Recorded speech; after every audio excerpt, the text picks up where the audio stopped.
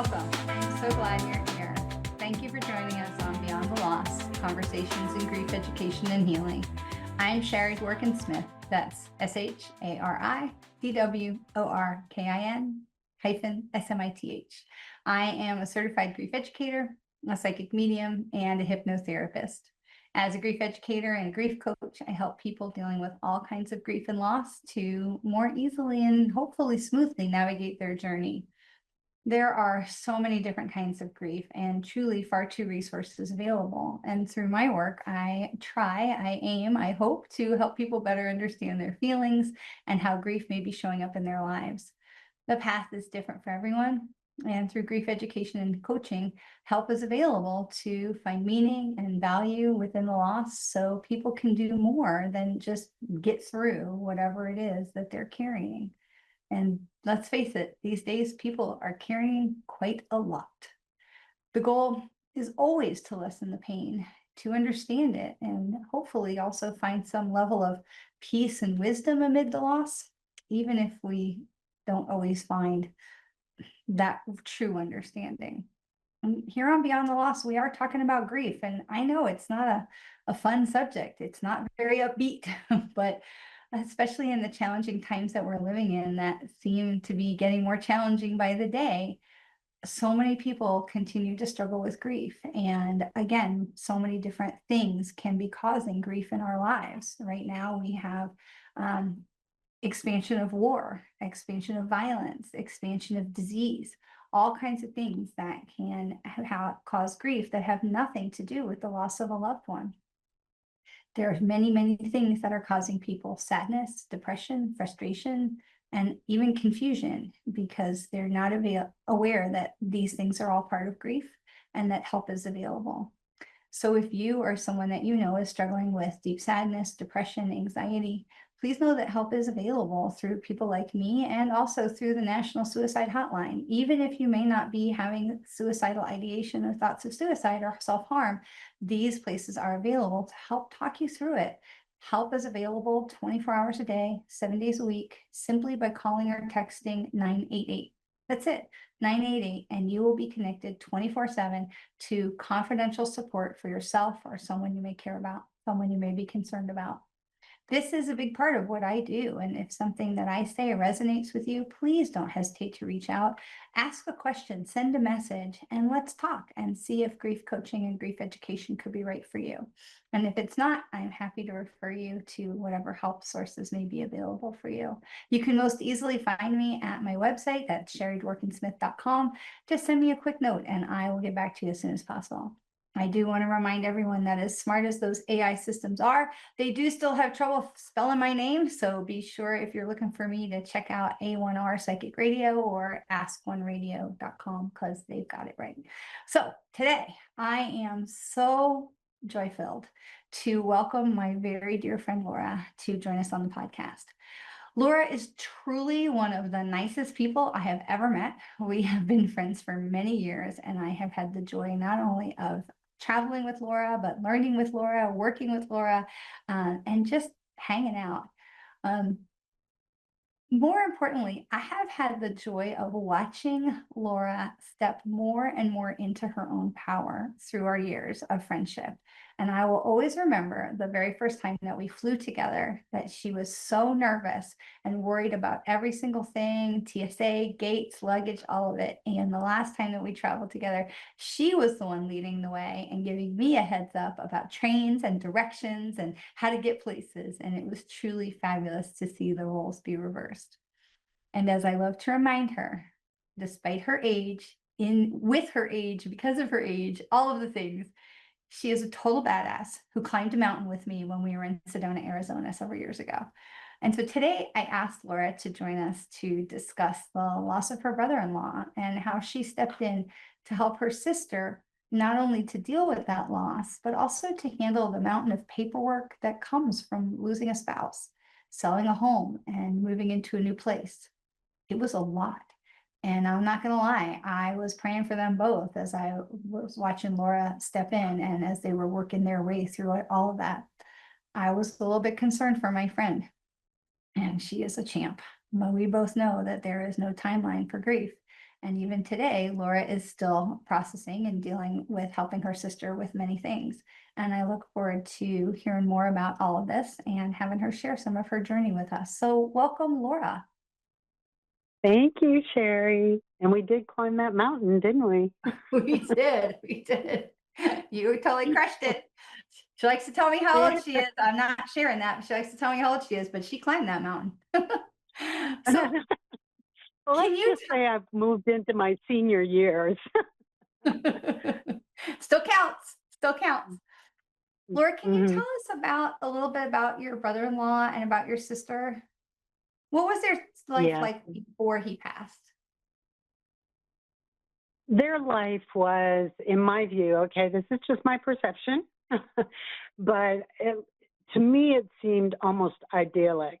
Um, my brother in law was a professor at the university, scientist, very smart guy, but yet he was kind, gentle.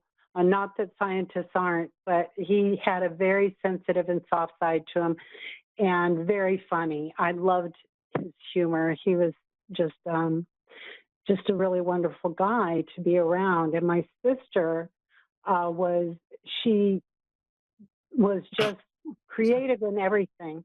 She could sew. She was a beautiful artist, especially with watercolors. Just had an eye for fashion um, and home decor. And she was in love with vintage items, so she would spend, weekends and trips to flea markets and bazaars and things like that. And her home was so unique and cozy and really fascinating. So they lived this really quiet life. However, they have an autistic son. Let me put it this way. He was diagnosed with Asperger's. So he was on the spectrum and misdiagnosed sometimes over the years. But her primary focus was on him and ensuring, well, both of them actually, but ensuring that his environment was as stable as possible as he grew and moved through various stages in his life. So So before, they lived in the same home. They were married for 54 years and lived in the same home for 50. wow, that's So amazing. That's such, I yeah. mean, wow. I mean, just so many milestones there. And so beyond Hmm. your sister, how did this loss, because this was your brother-in-law, and I know, for me, having lost my brother-in-law, my ex-brother-in-law this summer, and even though he and my sister were divorced and they weren't, married near as long, I was really surprised by it, how that loss had affected me. So can you speak a little bit to how the loss of your brother-in-law affected you personally? Yes. He was always, I mean, they were married 54 years. He's been a part of our family, for all of those years. Now, we have not lived in the same state for most of our adult lives. So there was that separation, but yet there was, I don't know quite how to explain it. It felt like a stability with him. I loved chatting with him on the few Zooms that we had. Once Zoom came into being, so I actually got to see him and chat with him, and we'd chat once in a while on the phone. But he was just a very special person to me and part of our family. Yeah. And how did you know after his passing, how did you know that you needed to go and be with your sister? And I know that sounds like a simplistic question, but I talked to a lot of people who are like, I wish I would have gone. I didn't know what to do. So you knew what to do. How did you know to go? And what was that push for you to make the trip? Because that was not an easy trip. I mean, I know you live in Yeah, Sebring and she's up, up in the Northeast. So I mean, that yeah, was not an easy yeah. thing. No, well, in a sense, it was. Um, how did I know? That's a good question. I mean, the morning she texted me. Actually, she didn't call. She texted me, and so reading that text, it just my heart dropped, my stomach dropped. And one of the things that I do to calm myself is I draw, and so I went and I got my pad and pencils and just started drawing and focused in. And it became very clear to me. My sister was, I always referred to her as a dinosaur because she never really progressed into having cell phones and tablets and computers. And she, like I said, she loved the vintage stuff. And she Like a herself was Luddite. yeah. So immediately I was starting to think, well, how is she going to manage? He basically did everything. He paid the bills and he even did all the home maintenance. He loved the outdoors. He was just, their world was pretty well contained. So my life has been completely different. I'm a businesswoman. I was in the business world my whole career. And so I was exposed to a lot of, all of the things that you need to do to kind of get things done in the world. And given that everything is computerized now and digitized, I should say, I myself pay bills on my phone. My sister would never dream of doing that. It was always checks. So I thought, how is she going to manage? And I had this vision of her being in a boat on the ocean with no rudder, no oars, by herself, and just, the current taking her, the waves. It just was this vision that I had of her.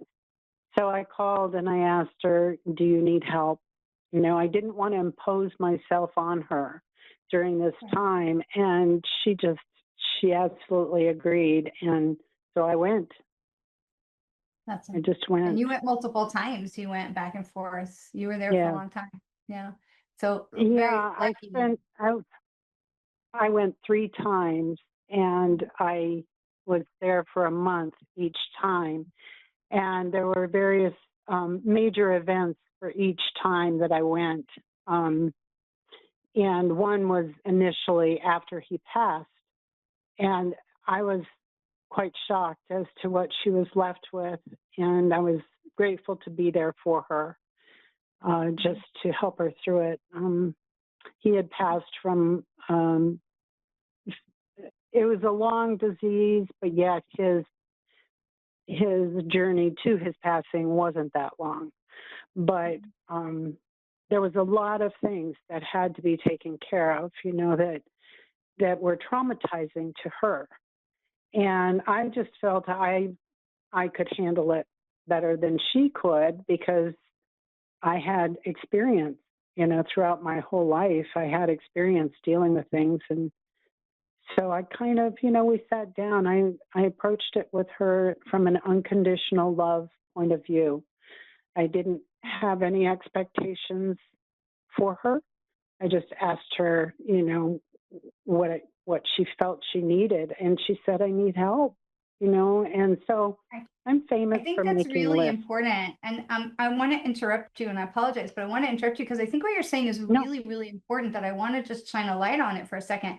That you asked her, you didn't just jump on a plane, because we find that there are people in, different people mourn in different ways. People process grief in different ways. And I know you and we were talking about this a little earlier, that, some people just shut down. They just can't. And then other people who are the doers in grief, the people who get things done, can have a tendency to just jump in and take over. And that also can add to the overwhelm and the shutdown of the griever. And so I loved what you said, that you approached it so gently to say, can I help? Would it be okay if I helped? And that you also said how you sat down with her. You didn't just go in the house and just start doing all the stuff. You sat down with her and you included her to the extent that she chose to be part of that. And you it sounds like you worked at her speed to be able to yeah, move yeah, forward. And that's really, really important, yeah. because sometimes we're just so anxious to help that we can get in there and almost bulldoze over the person who's already dealing with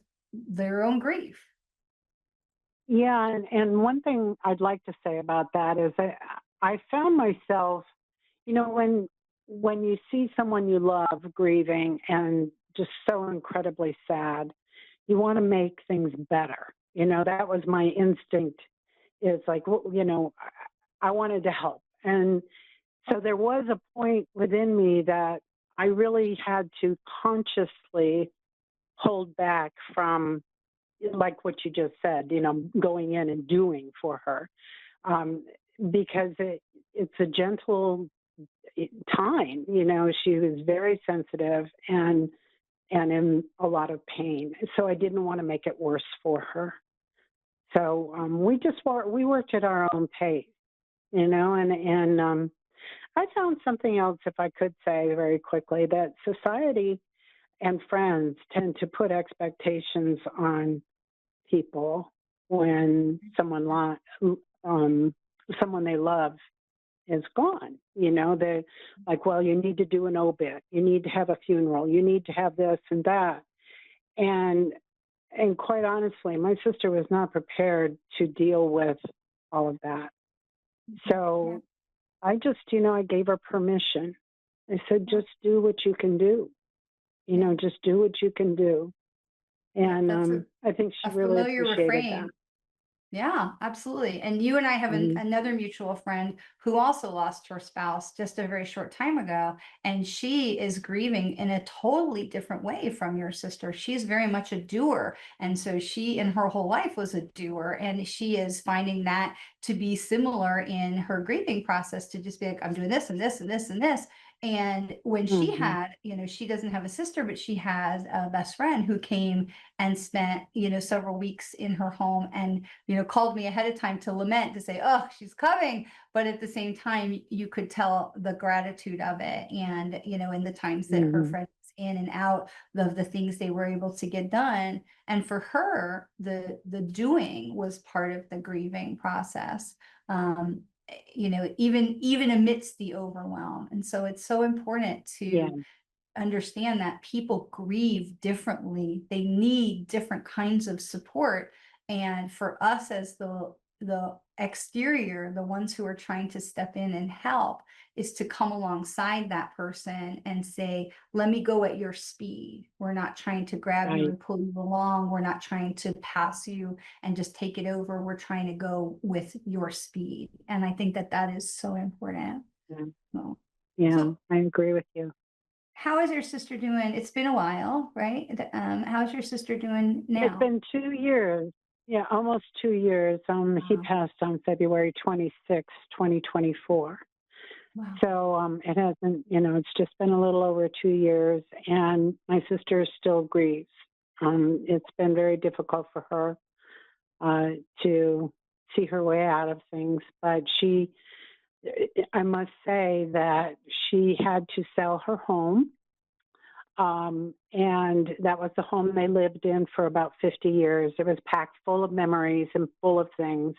So that was one of the months that I went back, was to help her go through that process. So yeah, she's still she's still working through it, Shari. She really is. Um, so It is we so text long. we text and talk a lot. That's good. That's good. I mean, people Mhm. expect, and I know that there's some people who are going to listen to this and they're going to be like, 2 years, what? They're still grieving, because we are so conditioned from this instant gratification society that we live in, that everything is like, poof, there it is, or poof, there it's gone. And grief is not like that. Grief takes time. And the loss of a spouse, it can take for the rest of your life. And other people, especially to have been married for so long. I have a girlfriend who lost her spouse very unexpectedly years ago, but she very clearly was like, that was it. He was the one. No, there is nobody else. I live a life of purpose, but I miss him every day. I talk to him every day. There is no room in my life for somebody else. He was it. And there is no timeline for grief. And I remember when I was young, somebody said, when you like have a breakup when you're young, you say, oh well, the length of time of the relationship, half that time is how much time it takes you to get over it. And I just remember thinking at the time, what a load of baloney. It just takes the time it takes. And we are so impatient in our society that 2 years along is nothing for the loss of a Well, 50-year relationship. It's a blink. yeah, and I I think about the changes that she's had to encounter during this grieving process. And she moved out of this home.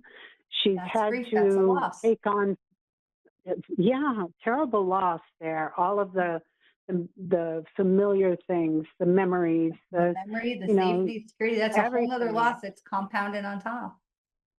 Oh my gosh. And then moving into a new place, the whole move was a big change for her.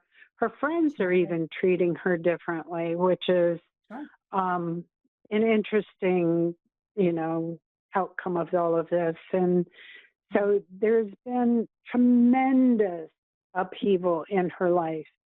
So this process is, 2 years to me seems fine, given what she's had to go through. Because her life, like I said, was pretty contained for all of those years. He kept her safe, and she felt secure. And all of a sudden, he's gone. And so, I mean, I know he's still around. I believe in that, and I think she's starting to believe that too. So that's a good thing. That's awesome.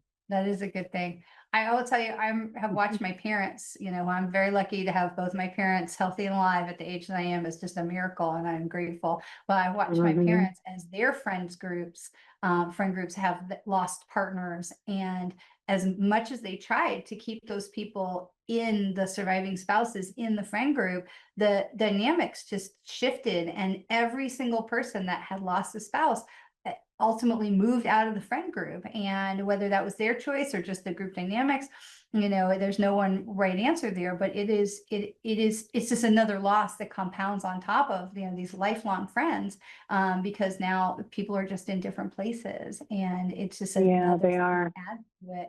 But I love what you were talking about, of knowing that your brother-in-law is around. How do you know that he's around? Now we know this is a Uh, channel of psychics and mediums, so we talk freely here about the other side. well, there was definite. This is just so bizarre, and I believe that they give us signs if we're open to it and we're listening. And I put quotes around listening. Um, you'll get the sign. And so I was going through papers with my sister, doing all the financial things that we needed to do. And now he shares the same first and middle name as my husband. So that was always, kind of a unique thing that we had going. But what really floored me was I discovered that they both share the same last four digits of their social security number. And I That's knew at the crazy. time when I found that, I mean, the chills just ran up and down all over me. And I just Mhm. felt it was a sign from him. He led me to that particular paper at that particular time Mm. to know that he's around. And he was helping. He was definitely helping. Um, That's incredible. he was a data guy. He was a scientist, and he left lots of data for us. So, That's awesome. I that was it just just was at one of those that. things where I just knew. I just knew. You know. Yeah. And you know what? If you have doubts, if anybody that's listening has any kind of a doubt, I'm telling you, please do go to my website and check out my latest blog post. Our loved ones are talking, Mm-hmm. because this just happened to me with my cousin when she was here visiting with her daughter just a couple weeks ago. That her mom was sending us all these signs that she was around and paying attention, that we were together and visiting with each other. And I mean, it's just incredible that our loved ones truly are sending us these signs. It's just so Mm-hmm. often that we see these things and we go, oh no, that's coincidence, and we just brush them off. But there, our loved ones are on the other side going, hello. So I just think that's amazing when those things happen, right? No. Yeah, I definitely believe it. And the thing is, I'll say very quickly, she was really not a believer. She was always kind of skeptical of, I was her weird sister. But I Heard. think that might be shifting a bit now. I think it Yeah. might be shifting a bit. It's amazing So, once people yeah. start to see those things and they're like, wait a minute, I can't deny like what I'm seeing right in front of me. And Hmm. it really starts to get those cogs of the brain going, well, maybe. And the loved ones on the other side are Maybe. going, yes, let's send some more stuff. Now, Yeah. is there anything that you Yeah. learned on this journey that you feel is important for others to know?